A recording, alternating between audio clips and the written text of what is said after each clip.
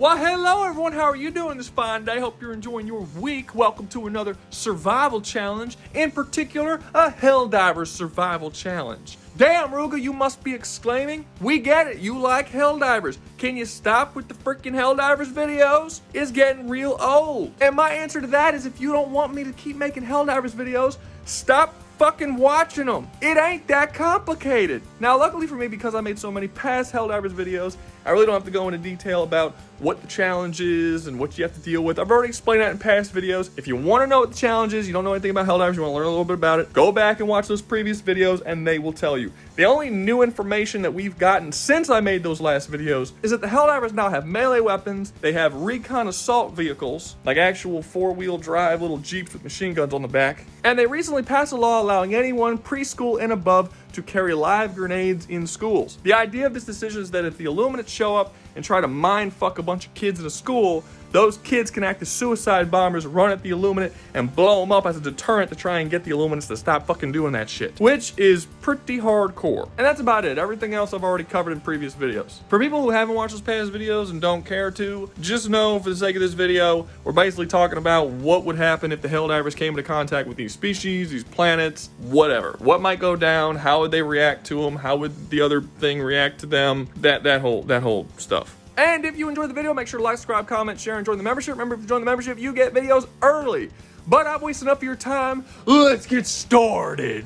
First up on the chopping block, we have the Attack on Titan universe. I'm assuming this is Earth, I guess. They don't actually say what name the planet is. None of the countries or the map is shaped like Earth, but it's just the whole universe. It's just this one planet. That's who they're going up against. So I feel like I shouldn't have to say this, but I am, because people get mad sometimes. I'm gonna be spoiling the shit out of Attack on Titan. There is literally nothing I can say about this show that isn't a massive spoiler. The way this show is written, that in the first episode and basically most of the first season, you know very little about anything in this universe. It kind of tells you one thing, and then halfway through season 1, you learn a totally new thing that completely breaks your mind about how the world works. And then season 2, they do the same thing. Season 3, they do the same thing, and they just keep fucking doing it over and over and over again. And the show you thought you were watching in season 1 ends up being a totally different fucking show by the end. And there's just no way for me to properly cover this topic without telling you about all of it. So, a long time ago, there was a little slave girl, and she was tired of being a little slave girl. So she ran away and came into contact with this giant blue magical centipede thing that crawled into her body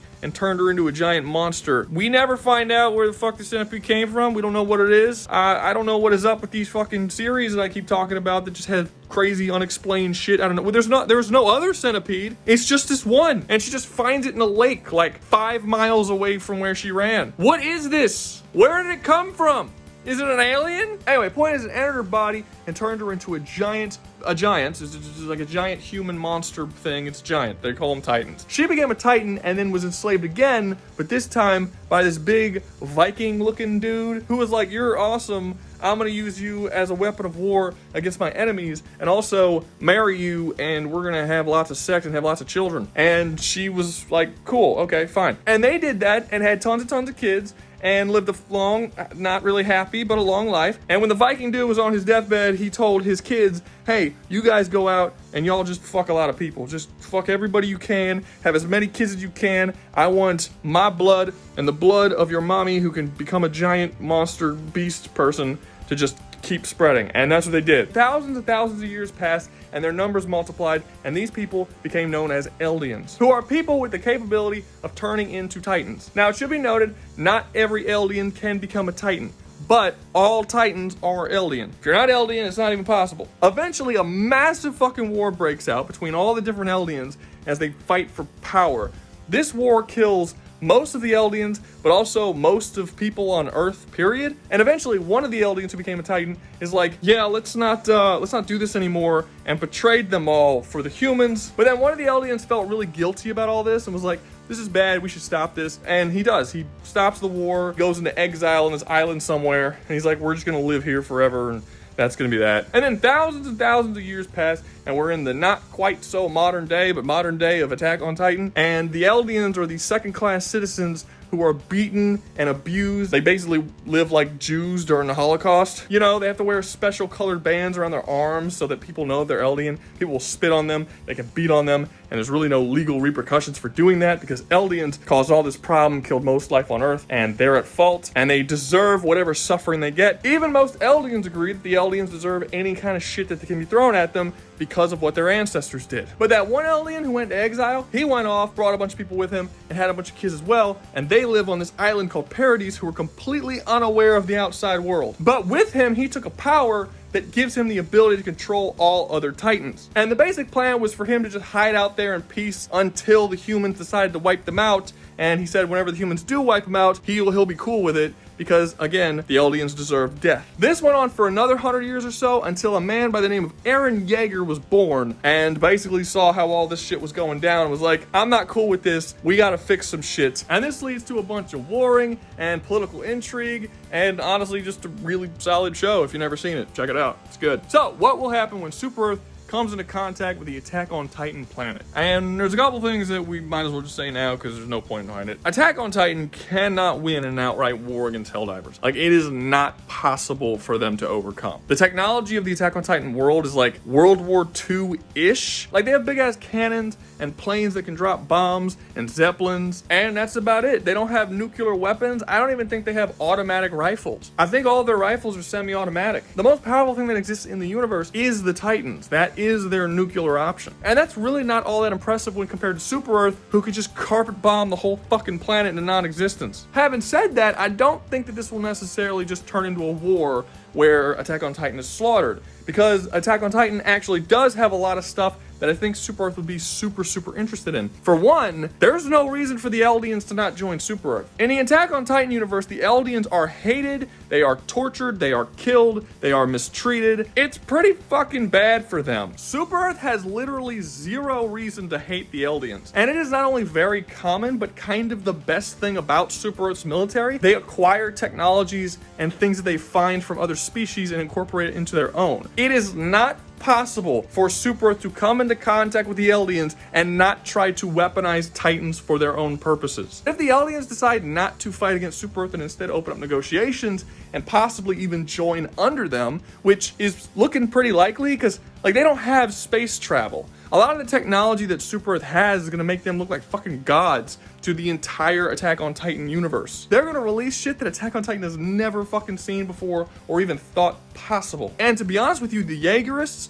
who are a group of people who basically start following Eren Yeager, and they become this super authoritarian group that also wants to fight for freedom by slaughtering literally all life on the planet so that they're the only ones left. They're kind of similar to Super Earth in a lot of ways. They are a mini Super Earth faction. The Jaegerists would probably want to join Super Earth. You got this whole group of people who believes in basically all the same shit that they do, who's vastly more powerful, can wipe out all of their enemies very easily, and who would benefit greatly from them joining. Like, Super Earth doesn't gain anything from slaughtering all the Eldians. So there's really only two ways that I see this going. Either A, Super Earth attacks the planet, steals the technology from Force, kidnaps all of the Titans, which the ones that can control their own minds, there's only 9 of them. There's a ton that are mindless, but the ones that can control themselves and are like, have will and shit, there's only actually 9 of those. So they'll kidnap those 9 and study them. If they ever get their hands on that big fucking blue centipede, they will do tests on it. They will try to figure out where its power comes from. They will try to see if they can copy or utilize that power, possibly give it to all of their Helldivers or even give it to everyone in Super Earth. And after they get all the information that they can and take all the technology that they would ever need, they would just slaughter all the Eldians and all the humans, just take over the planet, and now it doesn't matter. We don't actually need you anymore. The other possibility is that some of the Eldians actually want to join them and ask to join them and become a part of Super Earth, which has never happened in Helldivers before. Like, in the Helldivers universe, humans are from Super Earth, and all of the other people are just people who have gone up against Super Earth. The automatons used to be humans, but they were humans that rejected Super Earth, so they became enemies. We've never had another race of people from another planet who wasn't Super Earth who wanted to join Super Earth. So we don't really know how Super Earth would react. Would they accept them among their ranks as long as they accepted Super Earth as their Lord and Savior? Or would they just not care, and because they are not from Super Earth, they weren't born there, we're just gonna wipe them out anyway? We don't really know. I would like to think that they would probably accept them because, again, Super Earth's goal is to spread its influence, not necessarily wipe out all life. And we do know from previous actions that they are willing to keep enemies alive if those enemies can benefit them in some way, like they did with the Terminids. However, they took the Terminids by force. What were to happen if the Terminids would willingly offer up their blood to Super Earth? Would they still take them by force? Or would they just be like, okay, cool, we can like work together as long as you serve us, not the other way around. Like, we're not being pals. You are for Super Earth. So it really just depends on how Super Earth reacts to this. I think it's probably more useful to them to take it by force, forcefully take the fucking centipede and just disperse it to their people, unless they figure out that they can't. If they take the centipede by force and realize that for whatever reason they can't disperse those powers or use them without the Eldians, then they will probably team up with the Eldians and it'll be fine. But no matter what, like 90% of the Attack on Titan universe is getting wiped out by Super Earth. But it'll be totally worth it, because it's going to lead to some really cool shit. I mean, can you imagine how fucking cool it would be to see a bunch of Helldivers using maneuver gear to fight against the Illuminates in urban areas? Like, the Illuminates show up there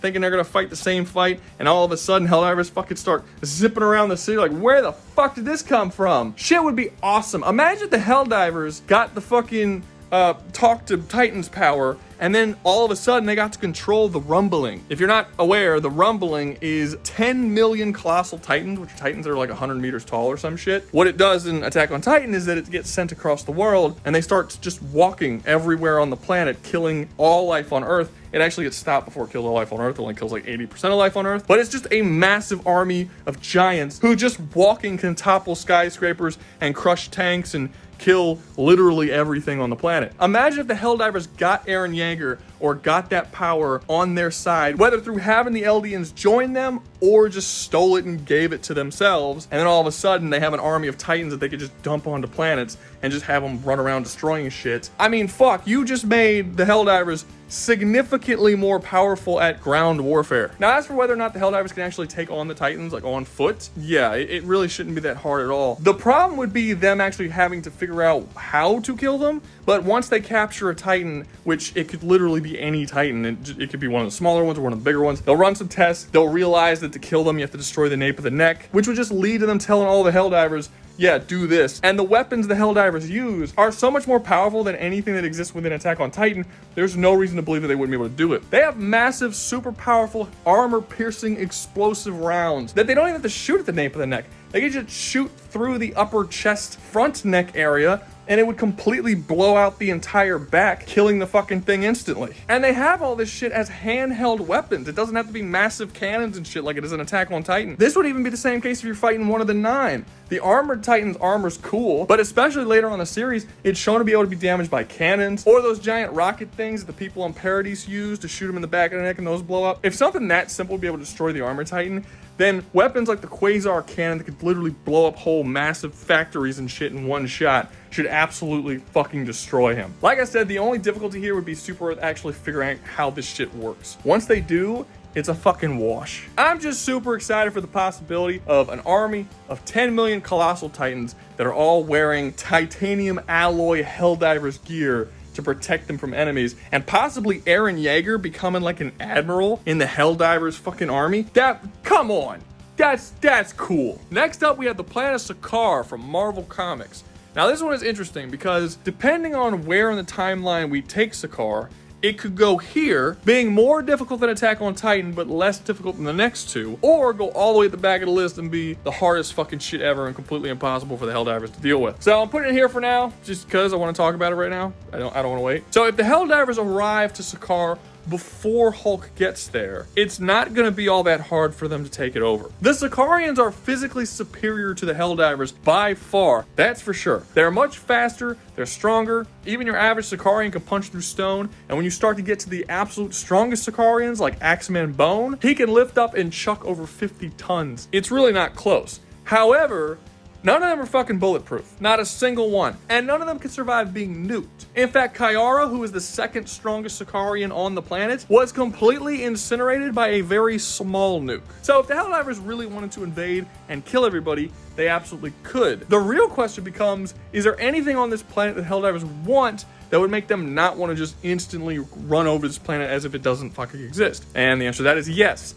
They would want the spikes, and they would want the old power. So the spikes is something they can absolutely get. The spikes are an alien race of beings that have to absorb energy in order to survive. They are enslaved by the Red King, who was the ruler of Skaar, and then starved of all their energy, so they just become these little, like, spike creatures that are then launched at the enemies of the Red King, and then they go inside the body, steal the energy of body parts, turning them into these massive spiked monsters. These monsters, everyone they touch also becomes monsters. It's basically a raging super zombie virus. And it is the greatest weapon that the Red King has. And the Red King is very fucking quick to using these things. If there is one person that the Red King really wants to fucking kill, and that person's in a town, just to be sure that he kills him right, he'll just fucking nuke the whole town with these little spike things to make sure that he's dead. He's okay with slaughtering whole civilian populations, even if he just wants to kill one fucking dude. So if Super Earth invades Skaar, they're going to be introduced to the spikes very, very quickly. Having said that, is it really gonna do that much to them? No, probably not. There's no evidence it can get to their energy shields, and the way that the Red King kills the spikes is by using flamethrowers. So if you launch down a bunch of Helldivers with heavy armor, force fields, and a flamethrower, they can deal with the entire spike problem. I still think they would want the spikes, because utilizing them against enemies would be useful. They can also do tests on them and try and determine if they can upgrade them or use them in their own weapons in some way, possibly turn their guns into like some kind of weird zombie mind control weapons. But it wouldn't really be that much of a threat to them individually outside of the first couple times it's used against them. Because once they figure out what it does after they drop a couple of people down there, they're gonna correct their tactics to better deal with it. The other thing they're gonna want that I don't think they really will be able to get is the old power. In Marvel Comics, the old power was created by the Skaarians to be the sort of equal match of the power cosmic. Is it a match? Not really. It's sort of debatable. Basically, what the old power does is that if you have a certain bloodline, you were tied to the old power, and it means that you were tied directly to the planet of Skaar. You will exist as long as the planet is there in some form or another. Some characters who have greatly mastered the old power are capable of literally just rebuilding their body out of stone after they die, and that stone will turn to flesh, and they basically have infinite resurrection. Other characters who haven't mastered as much can do things like they can sense things all across the planet. They have geomancy powers. They can control vibrations. Kiara was able to use it to amplify her attack so that when she struck a person, it felt like an earthquake was going through their chest. She used it against the Hulk and it actually fucked him up pretty good. This is a very, very strong power. Now, the one benefit the Helldivers have is that not that many people actually have access to it, and most people who do don't really know how to utilize it all that well. The main question here is, will the Helldivers be able to acquire that power and utilize it in any useful way? And that one's kind of up for debate. The old power, we're not really sure what it is. Is it magic? Is it science? Is it a combination of both? It can only be used by characters of a certain bloodline, so how would the Helldivers be able to utilize that energy source? Like, what would they do? Would they have to alter the bloodline? Would they kidnap Skaarians with the old power and forcefully breed them with Super Earth citizens so they can then utilize that power themselves? Will they somehow extract the old power from Skaar and put it into Super Earth? That way they would have a connection to Super Earth, and any Helldiver that died would be able to come back to life immediately on Super Earth. I don't really know. All of these are possible, but it's a lot of ifs. It'd be really fucking cool. Think about it. Titan Helldivers with the old power. That's badass. I just don't know how reasonable it is to say that that's something they'd be able to figure out. Helldivers are really good at taking the technology of their opponents and upgrading it and making it even better than it was when they got it from the people. Like, for instance, they were able to take dark fluid from the Illuminates, who used dark fluid for travel technology, and they were able to utilize it to open up a black hole in the center of a planet and fucking destroy it, which is something that the Illuminates never used it for. So it's definitely possible they can utilize it in some way. It's just kind of unclear because we as comic readers don't have a full understanding of what the old power is. So I'm gonna give this a 50-50. Maybe they can utilize it, maybe they can't. The spikes, however, they will be able to utilize easily. In terms of actual warfare against Skaar, 80 to 90% of the planet are going to get wiped out relatively easily. The only people that are going to give them a ton of trouble are, again, people who have a connection to the old power. Like Kiara, Axeman Bone is going to be a pain in the ass. You might have to drop a fucking 500 kilogram bomb just to do any damage to him. But again, he's one dude. Like, they specifically say that he is a special breed of the red people who live on Skaar that are only born, 1 out of every 10 million of them are like him. So it's extremely rare to come across somebody like that. And there aren't enough people in Skaar of his power level to repel an entire invading force like the Helldivers. Especially considering they can just bomb the planet any fucking time they want to. Now, what would happen if we push the timeline forward a little bit and have Helldivers arrive when there are other characters there, like Hulk, or Silver Surfer, or Skaar, or fucking Hero Kala. That's going to change things a little bit. Now, if we do it when Hulk and Silver Surfer are there, are they going to be able to take out the Helldivers? Not all of them. The thing is that when Hulk first arrives in Skaar, he is greatly weakened. They make a point of this. He's so weak that he could be taken out by an electric shock. Like, it's super, super weak. As he spends time on Skaar, he slowly gains his strength back, and he doesn't fully acquire his strength until the end of the story when he's hit by a nuke and absorbs all that nuclear energy, and boom, then he's back at full power. If they arrive before he's at full power, he's not really strong enough to like fight an entire invading force. So he's actually gonna have some serious problems. And honestly, even if he was at full power, he still wouldn't be able to fight the entire invading force. He'd be able to fight as many destroyers as he can see and face in front of him. However, there are literally trillions of super destroyer ships. They can pepper the entire planet all the way around it like fucking ants crawling across a soccer ball. Just because he's there doesn't mean he could stop the complete takeover of the planet. There's only so much he could fight against, and Super Earth doesn't care if their soldiers die, and they're not gonna run out. So Hulk could essentially fight forever against as many soldiers as Super Earth feels like sending at him, and eventually the planet will be taken over with Hulk being the last dude fighting, and Super Earth will probably just say, you know, fuck this, blow the goddamn planet up, turn it into a black hole, and they'll get rid of Hulk that way. Hulk will likely return, because Hulk will always return, and it'll just be kind of a continuous thing. You're gonna read like 80 fucking issues of a comic book of Hulk versus Super Earth. Like, it's just gonna keep, because there's just too many of them. Hulk doesn't have a way of killing trillions of people in a single attack. He doesn't have a way of killing trillions of people in a bunch of attacks. His power just doesn't have that kind of range to it. I don't think he'll be enough to defend the planet. Silver Surfer is kind of a similar situation. He doesn't have the power cosmic when he's on Skaar. He's just like a dude. You could shoot him in the head, he'll die. Again, physically superior to Helldivers, but not too durable to be hit by the massive armaments that the Helldivers have, so that's gonna be a problem. Once he gets the power cosmic, that changes things, but it's kind of still going to be a similar situation to the Hulk, where it's like there's only so many dudes he could fight at once. He can't take on everyone all the time, and Helldivers can just keep sending dudes forever. And the thing is that there's not even a source. Even if Silver Surfer flies to Super Earth and blows it up, killing everybody there, we already know what would happen if they did that. Super Earth would just move to a new planet, colonize it, and then call that new planet Super Earth. Like, it's really fucking, like, the only way to properly destroy Super Earth, like, permanently, is to instantly wipe out the vast majority of their population, which is really hard because they're spread across the whole goddamn galaxy and there's so fucking many of them. Like, your power would have to have insane levels of range to the point that you can just erase a bunch of people from existence all in one go. The Helldivers universe is specifically designed for there to be just a constant forever war that cannot end ever, and that's kind of still the case even if you throw them in Marvel. They wouldn't be taking over the universe because there's just too many very strong beings, but that doesn't mean they're getting completely wiped out either. There's a lot. There's a super, super lot. Now, they're not going to spread like a fucking virus like they would in Helldivers universe because Marvel has so many very, very strong beings, but unless they come across a being that can literally just erase them all, they're going to be around for a fucking while. However, that all changes if Hero Kala is on Skaar.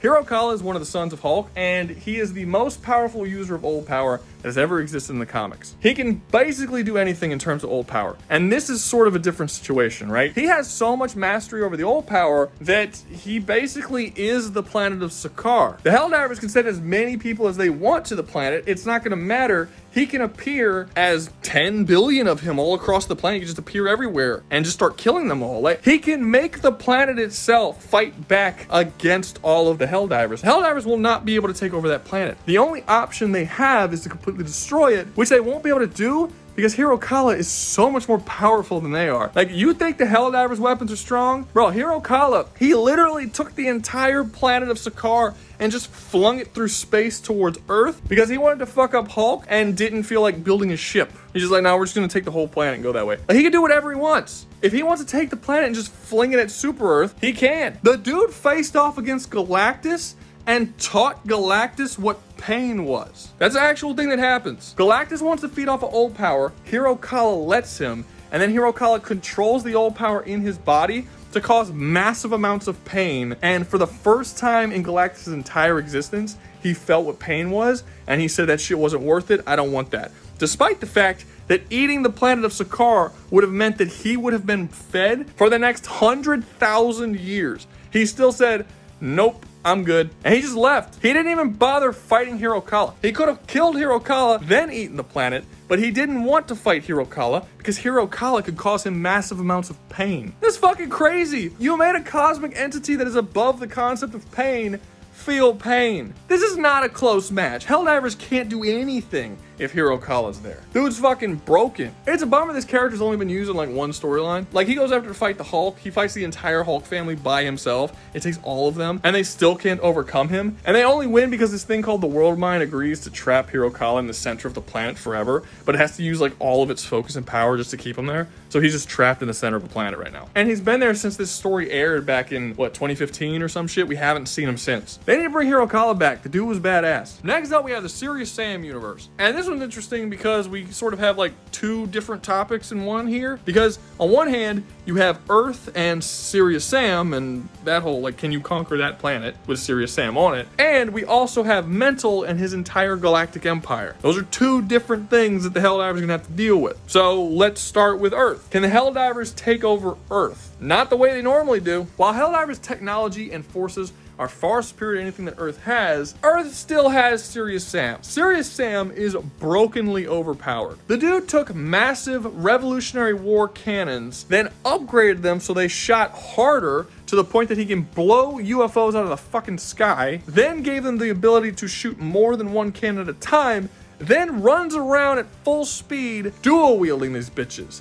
How fucking heavy is a Revolutionary War cannon? How heavy are two Revolutionary War cannons? He's got to be running at top speed, carrying at least 4,000 pounds, if not more. And when I say run, I don't mean like normal running. Like, dude's fast as fuck. He makes cars look like they're moving in slow motion. Now, is it possible for a Helldiver to kill Serious Sam? I mean, yeah, he's not bulletproof. It's just very unlikely. Serious Sam is far superior in basically every way, from weapons to physical ability, and he constantly takes on whole fucking armies by himself, including aliens that are like 20, 30 feet tall, and fucking sorcerers and telekinetics and mental people, and just like literally hundreds upon hundreds at the same time. This game is all about filling the screen up with as many massive, crazy looking enemies as possible and just having you go ham on them. Dude blast fucking battle cruisers out of the sky. It's just probably not gonna happen that a Helldiver is gonna get a lucky shot off on them. Now, does that mean the Helldivers can't win? No, they will. They will immediately. Like, the moment they see how powerful Sam is,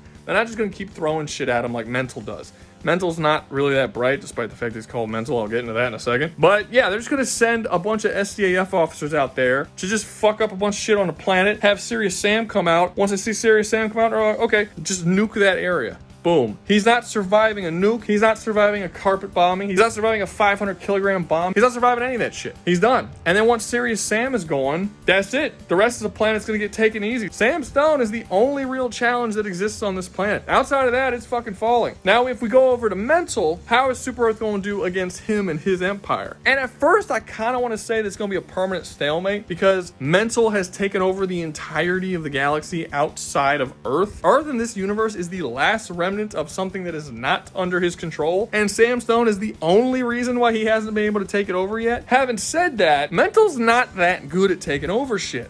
Like, I know he's taken over the whole galaxy, fine, but when it comes to Sam Stone, all he does is just throw a bunch of dudes at him that Sam just constantly kills again and again and again and again. He's been doing that for like 7 fucking games. He hasn't tried anything new. He hasn't done anything different. He hasn't even shown his face. Mental is supposed to be an all-powerful, like, psychic who can control people's minds and dominate them and all this kind of stuff. He has never gone to Earth. Playing as Sam, you've never even seen him. You'd think if he wants Earth that badly, and Sam is really his only obstacle, he would just nuke the fucking city that Sam is in and call it a day. But he doesn't. He just keeps sending ground forces there. Okay, so to be fair, Mental does actually succeed in taking over the Earth, and then Sam goes back in time to undo it. But, like, still, why hasn't Mental killed... It's weird that he hasn't killed Sam already, because Sam is not that invincible. We know bullets hurt him. We know that the mages and the dudes that Mental throws down are capable of killing him, They just haven't been able to do it yet. Because Sam is so skilled and so awesome and so badass. Yeah, we get it. Why hasn't he just flown like a battle cruiser over the planet and just started blowing up sections of the planet where he believes that Sam is?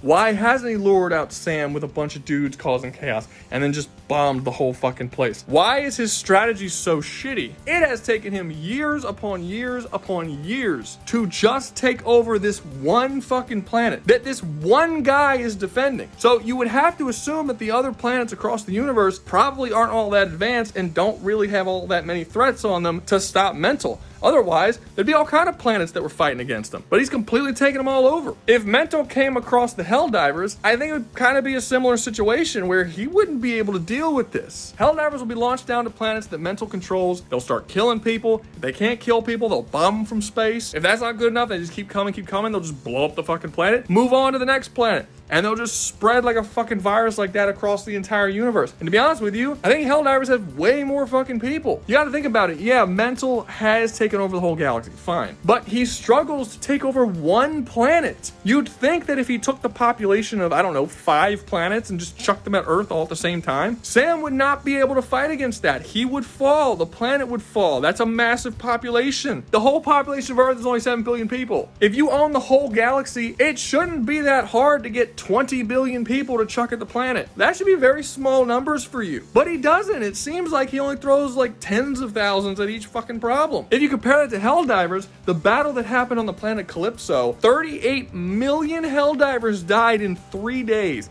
They killed 2.5 billion enemies. And they took the fucking planet in 3 days. That was the hardest fight they ever had. Normally, they took over the planet in like 1 or 2 days. It is super simple and super quick. They are an efficient force at dominating planets in a way that Mental just kind of isn't. So while I will say that Mental's individual soldiers are stronger than Helldivers, that doesn't mean that Helldivers can't shoot and kill them, because their guns are strong enough to do that. And they don't have anywhere near the numbers that Helldivers do. The only real thing that Mental has going for him is the fact that his army has magic and has like psychics with telekinetic powers. But that doesn't really mean all that much because, well, for one, the magic in Serious Sam is super shitty. Like, they can shoot fireballs or telekinetically throw shit, but it really just takes the form of like regular attacks. Like, it's not like they can turn all of Super Earth's army into fucking rabbits or something. It's not that overpowered. It's like shooting elements and shit. So I don't think that that's going to be much of an issue. And also, the fact that magic exists in the universe means that Helldivers will learn about magic and then could possibly start studying it and even learn how to use it themselves. So now you have Helldivers who could fucking shoot magic and possibly also turn into Titans and possibly also have the old power. This is getting pretty broken, guys. But again, they don't really need any of that. In terms of the mental attack shit,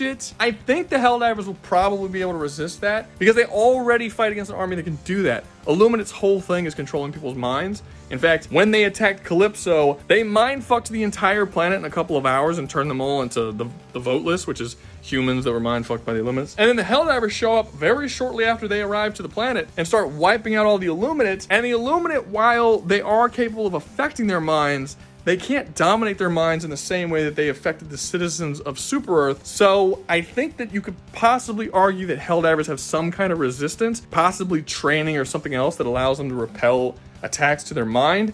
It's not like immunity or nothing, because they could still be affected, but they're not completely dominated in the way that we see Super Earth citizens dominated. So it's very possible that characters like Mental and other psychic characters will not be able to affect the Helldiver's mind, at least not to the extent that they would like to. I mean, Mental is shown not to be able to do a whole lot to Sam Stone, so even in his series, there are characters who can resist his mind control, so I think it's probably going to be the same way. It's actually very possible that due to how much of an ideologue the Helldivers are and how devoted they are to Super Earth, that they're kind of already sort of, like, because they're already brainwashed to think a certain way, it actually makes their mind stronger against certain influences outside of that because they're so tied to the belief of Super Earth. Again, not going to go as far as to say that's a fact or anything, but I think that's definitely possible. Anyway, Mental in his own series has never really shown mental abilities that are all that powerful to begin with, even when people aren't immune to them. So I don't really think it's going to make much of a difference. Helldivers have shown superior ability to take over planets, to have far more units on their side, and overall is just better at tactics and warfare than Mental can ever hope to be. The only issue that Helldivers are going to run into is whether or not they can actually actually find Mental and kill him, because if they can't find Mental, it's not going to stop. He's just going to keep sending dudes basically forever. So best case scenario for Mental, he's in a constant war just like the other 3 armies in Helldivers are with Super Earth that will never end. Worst case,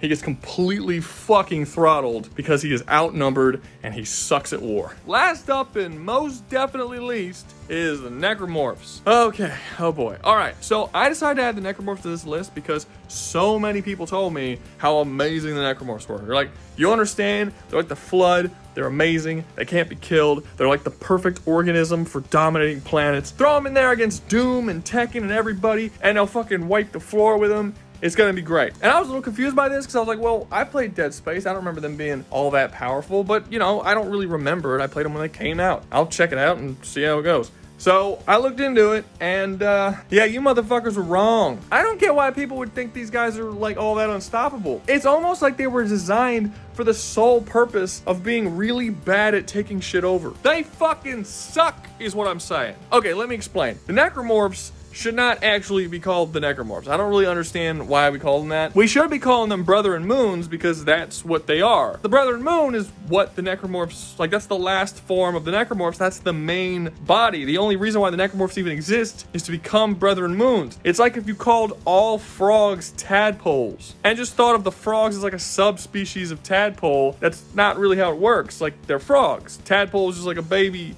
That's kind of like what the Necromorphs are. The Necromorphs are baby Brethren Moons. So you have these things called Brethren Moons, which are giant moon-sized balls of dead flesh that float through Earth that are super, super intelligent and communicate with other living beings through telepathy. Now, how they make more Brethren Moons is not like the normal way. It's not like you got 2 giant spheres in space just fucking one another. No, they end up sending this thing called a black marker down to a planet that is not very highly evolved. And then that black marker just sort of sits there and waits until the technological advancement of that planet is enough. And then the black marker goes off, mind controlling people on the planet, sort of not straight up mind control, but it's like guiding their actions. And it guides them to create more markers. And then once they create those more markers, all the markers activate, bring their dead back from the dead. Well, not they're like they're still dead. Like it doesn't bring them to life, but it makes them move and do shit. And then the dead stuff become the Necromorphs. The Necromorphs start killing a bunch of people, turning those people into Necromorphs. Then when every single living creature on the planet has been made into a Necromorph, the black marker turns into a giant fucking vacuum cleaner and just sucks up all life on the planet into this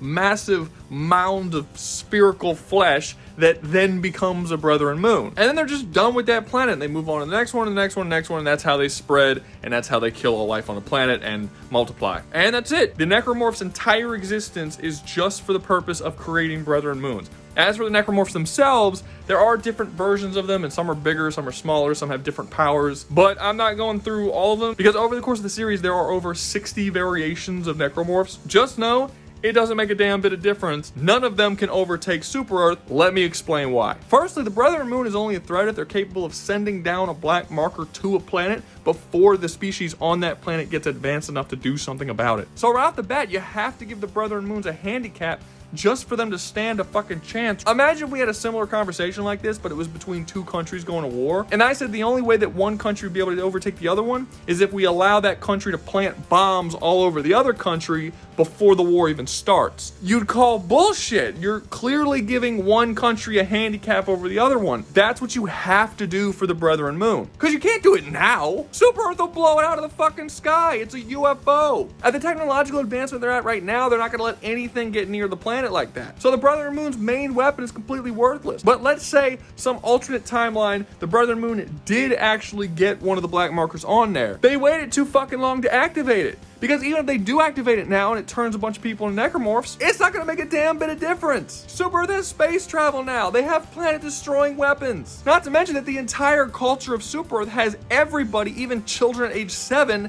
being armed with extremely powerful weaponry. In Dead Space, you had one dude, Isaac Clarke, who was armed with mining equipment, be able to fight against a small army of necromorphs. You think that the entire warlike planet of soldiers like Super Earth isn't gonna be able to fight against necromorphs? I already said at the beginning of the video that grade schoolers carry live grenades on them to suicide bomb their enemies. The necromorphs aren't gonna be able to take over the planet. And even if they did take over the planet, Super Earth would just have ships from nearby planets show up, bomb the shit out of the planet, kill all life on it, or just blow the planet up because they're not going to let them create a brother and moon. Super Earth has literally no issues whatsoever with killing its own people, blowing up its own planets, and if Super Earth, the planet Super Earth, falls, they have no issues with just going and colonizing a new world and starting over. Because the Super Earth that they care about and the Super Earth that they worship as a god is not the planet, it's the government of Super Earth. In Helldivers 1, the planet actually did fall, and when it did, they just destroyed it and moved on to another one. That's exactly what they're going to do here. The necromorphs have no chance of taking over Super Earth successfully. None. Zero. The second major weakness that the necromorphs have is that they can't infect living tissue. Seriously? They can only infect corpses. That means that you and me, just average people, right? We go out to fight necromorphs, they bite us or whatever. If we killed them and we're still alive, we're good. We won't turn. Isaac was bitten, stabbed, thrown around. He had a ton of their blood in his system. He never turned because he never died. It only works on dead flesh. That has got to be the worst, weakest, shittiest infection I have ever seen. You understand what that means, right? Like, they can only infect one, dead bodies, but also dead bodies that actually have enough meat on them that they can move around and shit still. That gives them, what, a couple weeks tops after something dies that they can actually infect it? And that's if the people they fight against don't instantly start burning the corpses of their dead to ensure that doesn't happen, which is absolutely what they're gonna do. I mean, shit, the main strength the necromorphs have is that they're not easy to kill. You shoot them into little pieces, like you shoot their arms and their legs off and they'll keep coming at you, and then, you know, you actually have to destroy them until the body just straight up can't operate anymore. That's a really difficult thing to get over for Isaac in Dead Space because he's an engineer using mining equipment. But in Helldivers, where everyone from age 7 are trained soldiers